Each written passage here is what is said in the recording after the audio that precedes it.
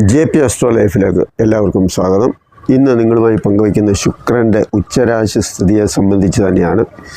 അതിൻ്റെ ഗുണദോഷ ഫലങ്ങൾ ഓരോ രാശിക്കാർക്കും എങ്ങനെയാണ് എന്ന് ചിലരൊക്കെ കമൻറ്റ് ചെയ്യുകയും അല്ലാതെയൊക്കെ ചോദിച്ചു. അപ്പോൾ അതനുസരിച്ചാണ് ഓരോ രാശിക്കാരുടെയും ഫലം പ്രത്യേകമായി ഇടുന്നത്. ഈ രാശി ചിങ്ങം കന്നി രാശിക്കൂറുകാരുടെ ഫലങ്ങളെ സംബന്ധിച്ചാണ് പറയുന്നത്. ശുക്രനും രാഹുവും മാത്രമായി നിൽക്കുന്ന ജനുവരി 28 മുതൽ ഫെബ്രുവരി 27 വരെയുള്ള ദിവസങ്ങളിലെ ഫലമാണ് ഇപ്പോൾ പറഞ്ഞുകൊണ്ടിരിക്കുന്നത്. അതിനുശേഷം ഓരോ ഗ്രഹങ്ങളും ശുക്രനോടൊപ്പം ചേരും. അതനുസരിച്ച് തന്നെ ഫലത്തിലൊക്കെ വ്യത്യാസം വരും. ആ വ്യത്യാസം വരുന്ന മുറയ്ക്ക് നിങ്ങളെ അറിയിക്കുകയും ചെയ്യും. ചിങ്ങരാശിക്കൂറുകാരുടെ ഫലമാണ് ആദ്യം പറയുന്നത്. ചിങ്ങരാശിക്കൂർ എന്ന് പറയുമ്പോൾ മകം പൂരം ഉത്തരത്തിൻ്റെ 1-ാം പാദം. ഇതാണ് ചിങ്ങരാശിക്കൂർ. ശുക്രൻ സാധാരണയായി ഒരു മാസക്കാലമാണ് ഒരു രാശി സഞ്ചരിക്കാറുള്ളത്. ചിലപ്പോൾ ഏതാനും ദിവസങ്ങൾ അങ്ങോട്ടോ ഇങ്ങോട്ടോ വ്യത്യാസം വരിക സ്വാഭാവികമാണ്. എന്നാൽ 2025 ഉച്ചരാശി മാറ്റം, അതായത് മീനൻ രാശിയിലേക്ക് ശുക്രൻ മാറുമ്പോൾ മീനത്തിൽ തന്നെ ശുക്രൻ നിൽക്കുന്നത് 124 ദിവസമാണ്.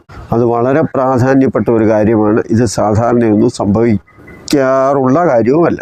ഈ കാലയളവിൽ ശുക്രനോടൊപ്പം രാഹു, സൂര്യന്, ബുധന്, ശനി എന്നീ ഗ്രഹങ്ങളൊക്കെ പലപ്പോഴായിട്ട് യോഗം ചേരുന്നുണ്ട്. രാഹു ആദ്യം മുതൽ തന്നെ ശുക്രനോടൊപ്പം മെയ് 18 വരെ ആണ് നിൽക്കുന്നത്.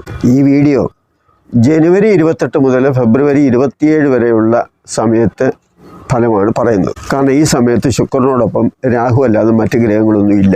അതുകൊണ്ട് തന്നെ ഓരോ ഗ്രഹങ്ങളും ശുക്രനോടൊപ്പം ചേരുമ്പോൾ അതനുസരിച്ച് തന്നെ ഫലത്തിൽ വ്യത്യാസം വരും. ആ വ്യത്യാസം വരുന്നതനുസരിച്ച് പിന്നീട് നിങ്ങളെ അറിയിക്കുന്നതാണ്.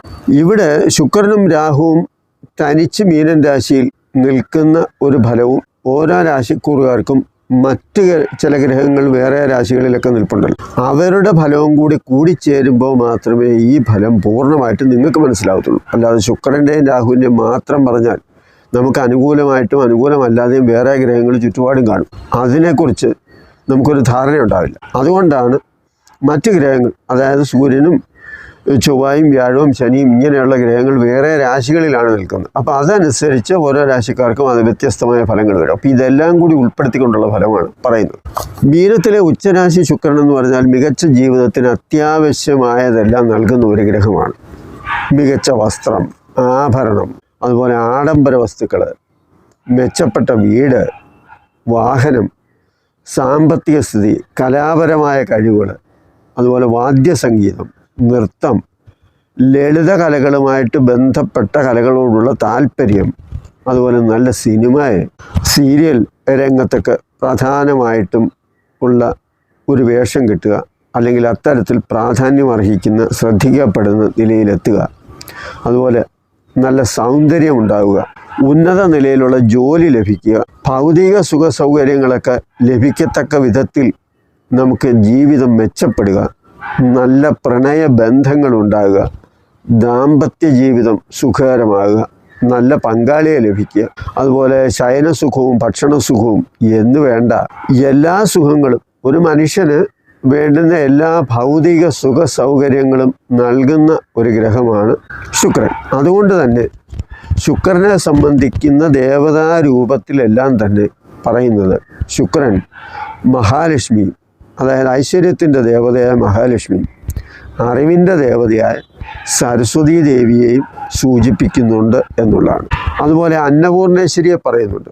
മീനൻ രാശിയിലെ ശുക്രനെ സംബന്ധിച്ച് ദുർഗാ ഭഗവതിയെയും പറയാറുണ്ട്. നമുക്ക് ഐശ്വര്യവും അതുപോലെ തന്നെ അറിവും പകർന്നു തന്ന് നമ്മുടെ ജീവിതത്തെ മെച്ചപ്പെടുത്തുന്ന ഒരു സ്വഭാവമാണ് പൊതുവെ ശുക്രനുള്ളത്. ചിങ്ങൻ രാശിക്കാരെ സംബന്ധിച്ച് പറയുമ്പോൾ ശുക്രൻ അഷ്ടമത്തിലാണ് വരുന്നത്. അഷ്ടമത്തിലെ ശുക്രൻ വലിയ ദോഷമൊന്നും ചെയ്യില്ല. എന്നാൽ മറ്റ് ഗ്രഹങ്ങൾ അഷ്ടമത്തിൽ വരുമ്പോൾ അവർ വലിയ ഗുണവും ചെയ്യില്ല. സമ്പത്തും പ്രതാപവും പ്രഭുത്വവും ലഭിക്കുന്ന രാശിയാണ് മീനത്തിലെ ശുക്രൻ്റെ രാശി. ശത്രുക്കളുമായി പന്തയം വെച്ച് ജയിക്കുന്ന ശീലവും ശുക്രനുണ്ട്. ഏറ്റവും പ്രധാനം ഭക്ഷണസുഖമാണ്. 8-ൽ ശുക്രനുള്ളവർ ഒരു ഘട്ടം കഴിഞ്ഞാൽ പലിശയ്ക്ക് പണം കൊടുത്ത് പണം സമ്പാദിക്കാൻ നോക്കുന്ന കൂട്ടത്തിലുള്ളവരാണ്. വാക്കിന് സത്യമോ സ്ഥിരതയോ എപ്പോഴും ഉണ്ടാകണമെന്ന് നിർബന്ധമൊന്നുമില്ല. ഇത് ജാതകത്തിൽ 8-ൽ ശുക്രൻ നിൽക്കുന്നവരുടെ കാര്യമാണ് ഈ പറഞ്ഞത്. മീനത്തിലെ ശുക്രൻ പാണ്ഡിത്യവും കഴിവും ധനവും പ്രതാപവും നൽകുന്ന ഒരു ഗ്രഹമാണ്. അഷ്ടമത്തിലെ ശുക്രൻ വീടുമായി ബന്ധപ്പെട്ട കാര്യങ്ങളിൽ ശ്രദ്ധാലുവാണ്. വീട്ടുപകരണങ്ങൾ, അലങ്കാര വസ്തുക്കൾ, വസ്ത്രങ്ങൾ, ആഭരണങ്ങൾ, ഫ്രിഡ്ജ്, TV, വാഷിംഗ് മെഷീന്, AC, വില കൂടിയ സോഫ സെറ്റ്, വൈദ്യുത അലങ്കാരങ്ങൾ, കരകൗശല വസ്തുക്കൾ, മേൽത്തരം ശയ്യാസാധനങ്ങൾ തുടങ്ങി വീട് മൂടി പിടിപ്പിക്കുന്ന വീടിനാവശ്യമുള്ള എല്ലാ ഭൗതിക സുഖ സൗകര്യങ്ങളും ഉണ്ടാക്കുന്ന വസ്തുവകകൾ എന്ന് ചുരുക്കം. ഇതെല്ലാം തന്നെ ശുക്രനെ സംബന്ധിച്ച് പറയുന്ന കാര്യങ്ങളാണ്. അതുപോലെ സ്ത്രീകൾക്ക് പ്രാധാന്യം നൽകുന്ന ഒരു ഗ്രഹം കൂടിയാണ് ശുക്രൻ.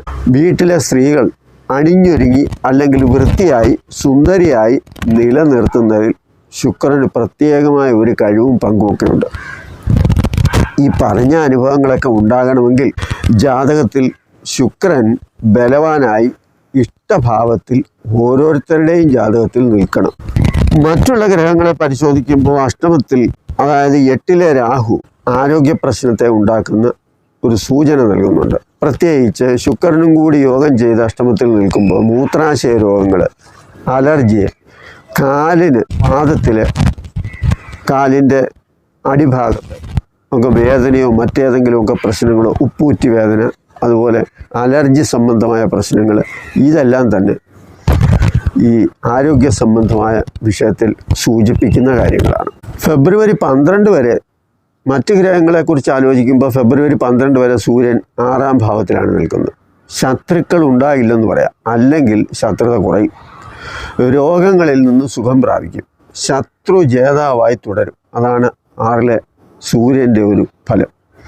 സമ്പത്തും വിജയവും ഒക്കെ ഉണ്ടാവും. പിന്നീട് സൂര്യൻ 7-ലേക്ക് മാറും. അത് ആരോഗ്യ പ്രശ്നങ്ങളും അലസതയും, അതുപോലെ എന്ത് ചെയ്താലും ഒരു അംഗീകാരമോ പ്രോത്സാഹനമോ കിട്ടാത്ത ഒരു സാഹചര്യം ഉണ്ടാകാം. സർക്കാർ സംബന്ധമായിട്ടൊക്കെ ജോലി ചെയ്യുന്നവർക്ക് ശകാരമൊക്കെ കേൾക്കേണ്ടി വരും. 11-ലെ ചൊവ്വ അധികാരവും ധനലാഭവും ഐശ്വര്യവും നൽകുന്നതാണ്. കേന്ദ്ര ത്രികോണ ആധിപത്യമുള്ള ഒരു ഗ്രഹമായിട്ടാണ് ചൊവ്വ 11-ൽ നിൽക്കുന്നത്. മിഥുന രാശിയിൽ യോഗകാരകനായ രാജയോഗപ്രദനായിട്ടാണ് ഇവിടെ ചൊവ്വ നിൽക്കുന്നത്. 7-ലെ ബുധനാണെങ്കിൽ ബന്ധുക്കൾ, സുഹൃത്തുക്കൾ, യുവജനങ്ങൾ എന്നിവരുമായിട്ടൊക്കെ കലഹത്തിൽ ഏർപ്പെടാനുള്ള ഒരു സാഹചര്യം ഉണ്ടാകാം എന്ന് സൂചിപ്പിക്കുന്നുണ്ട്. 7-ലെ ശനിയാണെങ്കിൽ മൂലത്രികോണ രാശിയിലാണെങ്കിലും അത്ര വലിയ മെച്ചമൊന്നും ഉണ്ടാകണമെന്ന് നിർബന്ധമൊന്നുമില്ല. ചെറിയ മെച്ചമുണ്ടാകാം. 7-ാം ഭാവാധിപൻ 7-ൽ നിൽക്കുന്നു എന്നതാണ് ഏറ്റവും വലിയ കാര്യം. അതിൻ്റേതായ മെച്ചവും അതിൻ്റേതായ ചില ഗുണങ്ങളുമൊക്കെ ശനി നൽകുകയും ചെയ്യും. 6-ാം ഭാവാധിപത്യം കൂടി ശനിക്കുള്ളത് കൊണ്ട് വലിയ മെച്ചമൊന്നും ഉണ്ടാകത്തില്ല എന്ന് ഞാൻ പറഞ്ഞത്.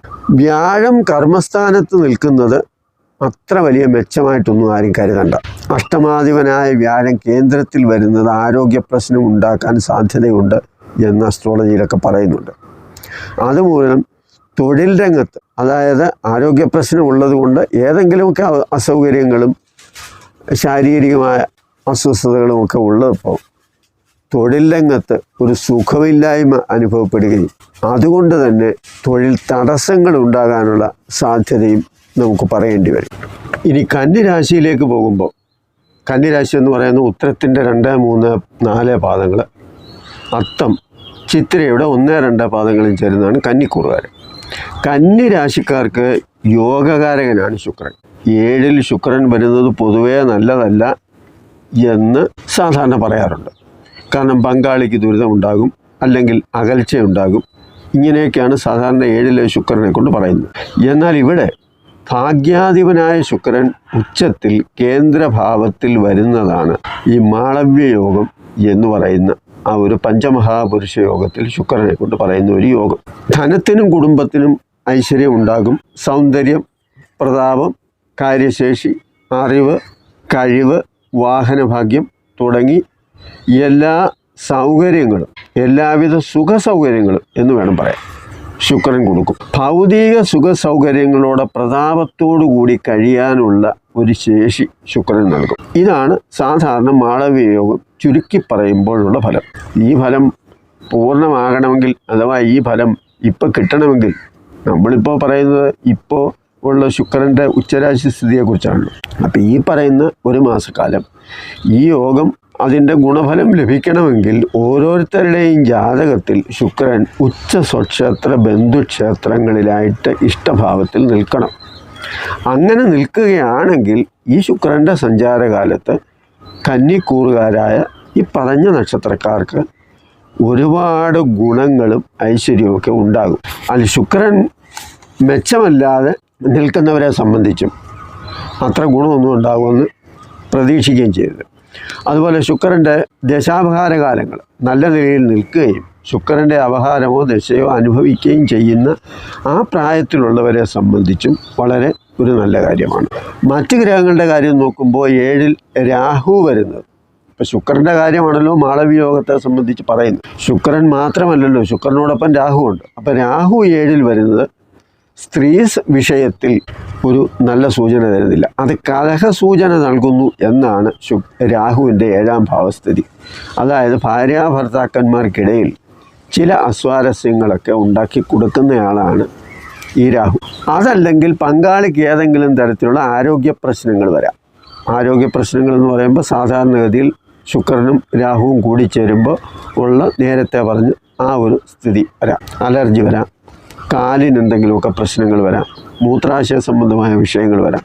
ഇത്തരത്തിലുള്ള എന്തെങ്കിലുമൊക്കെ പ്രശ്നങ്ങളുണ്ടെങ്കിലും അത് പങ്കാളിക്കാണെങ്കിലും നമുക്കൊരു സുഖക്കുറവും ഒരു വിഷമതയൊക്കെ ഉണ്ടാകുമല്ലോ. അപ്പോൾ അങ്ങനെയും നമുക്ക് വേണമെങ്കിൽ ചിന്തിക്കാം. ഫെബ്രുവരി 12 വരെ മറ്റ് ഗ്രഹങ്ങളെ സംബന്ധിച്ച് നോക്കുമ്പോൾ ഫെബ്രുവരി 12 വരെ സൂര്യൻ മകരൻ രാശിയിലാണ് നിൽക്കുന്നത്. അപ്പം മകരൻ രാശിയിൽ നിൽക്കുമ്പോൾ മാനസിക പ്രയാസവും സന്താനക്ലേശവും ഒക്കെ ഉണ്ടാകും. പിന്നീട് അത് നല്ല ഒരു ഫലത്തിലേക്ക് പോവുകയും ചെയ്യും. അതായത് ഫെബ്രുവരി 12 ശേഷം സൂര്യൻ രാശി മാറുമ്പോൾ സർക്കാർ സംബന്ധമായ പല ഗുണങ്ങളും ഉണ്ടാകും. അതുപോലെ തന്നെ പിതാവിൽ നിന്ന് സഹായം കിട്ടും. കന്നി രാശിക്കാർക്ക് വളരെ നല്ല ഫലം നൽകിക്കൊണ്ടിരിക്കുന്നത് ശനിയാണ്. പല തരത്തിൽ ധനലാഭം, അധികാരം, നേതൃസ്ഥാനം, ശത്രുക്കളുമായി പൊരുതി ജയിക്കാനുള്ള കഴിവ്, ഇതൊക്കെ ശനി നൽകുന്ന സ്ഥാനത്താണുള്ളത്. ജാതകത്തിൽ ശനി ബലവാനായ ഇഷ്ടഭാവത്തിലാണെങ്കിൽ തീർച്ചയായും ശനിയുടെ ഗുണം ലഭിക്കുന്ന സമയമാണ്. കന്നിരാശിക്കാർക്ക് വ്യാഴം ജാതകത്തിൽ അനുകൂലമാണെങ്കിൽ ഇപ്പോൾ 4-7 ഭാവാധിപത്യം വഹിച്ച് ഭാഗ്യസ്ഥാനമായ 9-ൽ നിൽക്കുന്ന വ്യാഴം ഒരുപാട് ഗുണം. വിവാഹ സംബന്ധമായി ചിന്തിക്കുന്നവർക്ക് നല്ല ഉയർന്ന നിലയിലുള്ള ബന്ധം ലഭിക്കും. അതുപോലെ വീട്, വാഹനം എന്നിവ ആഗ്രഹിക്കുന്നവർക്ക് അനുകൂലമായി വ്യാഴം നിൽക്കുന്ന ഒരു സാഹചര്യം നിങ്ങളുടെ ജാതകത്തിൽ ഉണ്ടെങ്കിൽ കേന്ദ്രാധിപത്യ ദോഷം വ്യാഴത്തിന് സാധാരണ പറയുമെങ്കിലും ഭാഗ്യസ്ഥാനത്ത് നിൽക്കുന്നത് കൊണ്ട് അതും പറയാനില്ല. 9-ാം ഭാവാധിപൻ ഉച്ചരാശിയിൽ 7-ൽ വരുന്നതും 7-ാം ഭാവാധിപൻ 9-ൽ വരുന്നതും പരിവർത്തന രാജയോഗമെന്നാണ് സാധാരണ പറയുന്നത്. ഇത് മെച്ചപ്പെട്ട വീട്, വാഹനം, അത് നല്ല വാഹനം, ഇതൊക്കെ സ്വന്തമാക്കാനുള്ള ഭാഗ്യയോഗമാണ് വരുന്നത്. അതുപോലെ തന്നെ വ്യാഴം നൽകുന്നത് വിവാഹം മൂലം വലിയ ഉയർച്ചയിലെത്താനുള്ള ഒരു സാഹചര്യം കൂടി ഉണ്ടാക്കിത്തരുന്നുണ്ട്. 7-ാം ഭാവത്തിൽ ശുക്രൻ നിൽക്കുന്നു, 9-ാം ഭാവാധിപനാണ്. ഇത് തന്നെയാണ് 7-9 ഭാവാധിപന്മാർ തമ്മിൽ പരസ്പരം ക്ഷേത്രം മാറി നിൽക്കുക, രാശി മാറി നിൽക്കുക, ഇങ്ങനെയൊക്കെ നിൽക്കുമ്പോൾ ശുക്രൻ ഇവിടെ ഉച്ചരാശിയിലാണ് നിൽക്കുന്നത് എന്നുകൂടി ഓർക്കണം. അപ്പോൾ സമ്പന്നമായ അല്ലെങ്കിൽ ഏറ്റവും മെച്ചപ്പെട്ട നിലയിലുള്ള വിവാഹ ബന്ധം തന്നെ അത് ആഗ്രഹിക്കുന്നവർക്ക് ലഭിക്കാനുള്ള സമയമാണ് എന്ന് പറയേണ്ടി വരും. കന്നിരാശിക്കാരെ സംബന്ധിച്ച് പറയുമ്പോൾ ചൊവ്വ അഷ്ടമാധിപനാണ്. അഷ്ടമാധിപൻ കേന്ദ്രത്തിലാണ് നിൽക്കുന്നത്. അപ്പോൾ അഷ്ടമാധിപൻ കേന്ദ്രത്തിൽ നിൽക്കുകയും അത് ചൊവ്വയായിട്ട് വരികയും ചെയ്യുമ്പോൾ അത് സാധാരണഗതിയിൽ ഒരു നല്ല ഫലം നൽകത്തില്ല. അതുകൊണ്ട് തന്നെ ഈ 10-ാം ഭാവസ്ഥിതിയിൽ വരുമ്പോൾ തൊഴിൽപരമായിട്ടും അതുപോലെ തന്നെ നമ്മൾ ഉദ്ദേശിക്കുന്ന കാര്യങ്ങൾക്കൊക്കെ ഒരു തടസ്സമുണ്ടാകാം, അല്ലെങ്കിൽ ഏതെങ്കിലും തരത്തിലുള്ള ചില എതിർപ്പുകൾ വരാം. അങ്ങനെയൊക്കെ വരുന്നതിനെ തടയാൻ മിഥുനത്തിൽ നിൽക്കുന്ന ചൊവ്വയുടെ ദേവതയെ കണ്ടെത്തി എന്തെങ്കിലും വഴിപാട് ചെയ്യണം. ആ ദേവതയെന്ന് പറയുന്നത് ഒന്ന് നരസിംഹസ്വാമിയാണ്. കാരണം ബുധൻ്റെ രാശിയാണ്, അത് വിഷ്ണുവാണ്, അവിടെ ചൊവ്വയാണ് നിൽക്കുന്നത്, അതൊരു പ്രതിരോധത്തെ സൂചിപ്പിക്കുന്ന ഗ്രഹമാണ്. അങ്ങനെ വരുമ്പോൾ ആ ദേവത നരസിംഹമൂർത്തിയാണ്. അപ്പം നരസിംഹമൂർത്തിക്ക് ഏത് ക്ഷേത്രത്തിലാണോ നരസിംഹമൂർത്തി ഉള്ള നിങ്ങളുടെ അടുത്തോ നിങ്ങൾക്ക് സൗകര്യമുള്ളതോ ആ ക്ഷേത്രത്തിൽ അവിടുത്തെ വിശേഷപ്പെട്ട വഴിപാട് നടത്തുക. അതൊന്നും പറ്റുന്നില്ല എങ്കിൽ സുബ്രഹ്മണ്യ സ്വാമിയുടെ ക്ഷേത്രത്തിൽ ചെന്ന് പഞ്ചാമൃതം നേദ്യമായി കൊടുക്കുക, വഴിപാട് നടത്തുക. ഇതും ചൊവ്വായുടെ ദോഷത്തിന് വളരെ പരിഹാരമായ ഒരു കാര്യമാണ്. ഇത് പറഞ്ഞെന്താണെന്ന് ചോദിച്ചാൽ, നല്ല ചില യോഗങ്ങൾ വരുന്ന ഒരു സാഹചര്യം അതിന് തടസ്സമായിട്ട് നിൽക്കുന്ന ഏതെങ്കിലും ഗ്രഹങ്ങളുണ്ടെങ്കിൽ അവരെ പ്രതിരോധിക്കുക എന്നുള്ളതാണ് ഈ വഴിപാട് കൊണ്ടൊക്കെ ഉദ്ദേശിച്ച് ഞാൻ പറയുന്നത്. കാരണം നിങ്ങൾക്ക് എന്തെങ്കിലും ഒരു നന്മയുണ്ടാകുന്നെങ്കിൽ ഉണ്ടാകട്ടെ എന്ന് വിചാരിച്ച് മാത്രമാണ്. പിന്നെ വ്യാഴവും ശുക്രനും നിങ്ങളുടെ ജാതകത്തിൽ അല്പം മെച്ചമായിട്ടാണ് നിൽക്കുന്നത് എങ്കിൽ തീർച്ചയായും ഈ കാലയളവിൽ അതിൻ്റെ മാറ്റം നിങ്ങളുടെ ജീവിതത്തിൽ ഉണ്ടാകും എന്ന കാര്യത്തിൽ തർക്കമൊന്നുമില്ല. ഈ വീഡിയോ നിങ്ങൾക്ക് ഇഷ്ടപ്പെട്ടു എന്ന് വരികിൽ അത് മറ്റുള്ളവർ കൂടി ഷെയർ ചെയ്യുക. നന്ദി, നമസ്കാരം.